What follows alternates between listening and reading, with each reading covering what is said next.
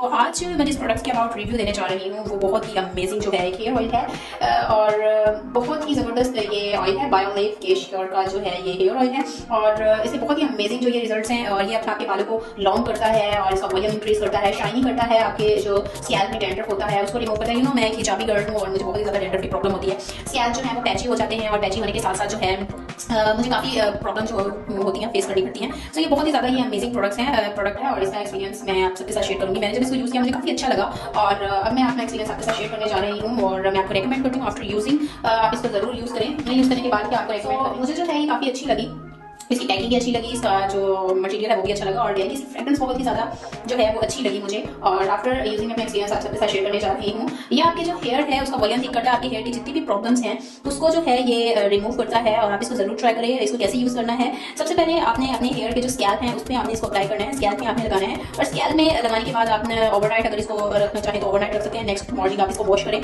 और काफ़ी अमेजिंग जो है इसके रिजल्ट्स आपको मिलेंगे और मैंने इसको यूज़ किया, मुझे काफ़ी इसके अच्छे रिजल्ट्स मिले और आप इसको यूज़ करें और उसके बाद जब आप इसको नेक्स्ट मॉर्निंग या फिर 3 to 4 आवर्स के बाद में हेयर को वॉश करेंगे तो आपको काफी अच्छे रिजल्ट मिलेंगे और उसके साथ साथ जो है आपके हेयर के ये वॉल्यूम को इंक्रीज करेगा। काफी अच्छा है, काफी जबरदस्त ये हेयर ऑयल, आप इसको जरूर यूज करें, मुझे काफी अच्छा लगा।